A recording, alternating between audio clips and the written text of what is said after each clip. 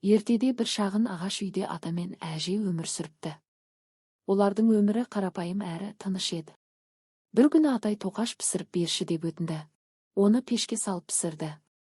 Пештен шыққан бауырсақ алтын түстес, үлпілдек әрі өте дәмді көрінетін. Әже оны суыту үшін терезе алдына қойды. Ол терезеден секіріп, есіктен шығып жолға түсті.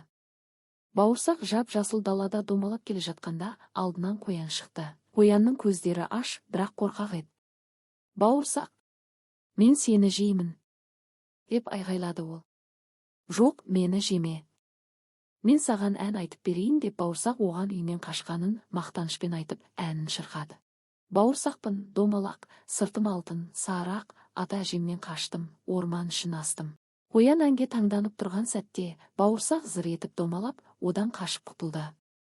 Одан кейін қалың, қараңғы орманда қасқыр кездесті. Қасқырдың көлеңкесі үрейлі еді. Бауырсақ қорықса да сыр бермеді, өзінің жеңілгенін мойындамай. Бауырсақпын, домалақ, сыртым алтын, сарақ, ата әжемнен қаштым, орман ішін астым. Тағы да әнін айтып, қасқырдың астынан жылдам сырғып өтті. Сосын аю шықты. Ол үлкен әрі салбыр еді, бірақ ешкімнің оған ән айтып бермегеніне таң қалды. Бауырсақ ән айтып аюдың көңілін аулаған кезде, бауырсақпын, домалақ, сыртым алтын, сарақ, ата әжемнен қаштым, орман ішін астым. Өзі оның жанынан жеңілдікпен домалап кетті. Бауырсақ өзін жеңілмес батыр сезініп келе жатқанда, оның алдынан түлкі кездесті. Түлкі жылы шыраймен: сәлеметсің бе, бауырсақ?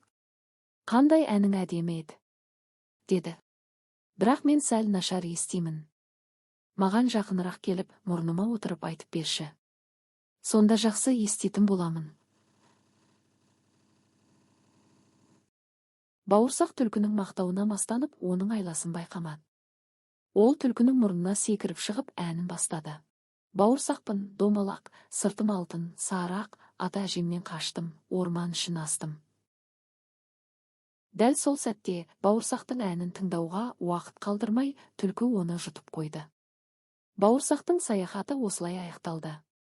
Ата мен әже ұзақ уақыт мұңайып, оны еске алып өмір сүрді.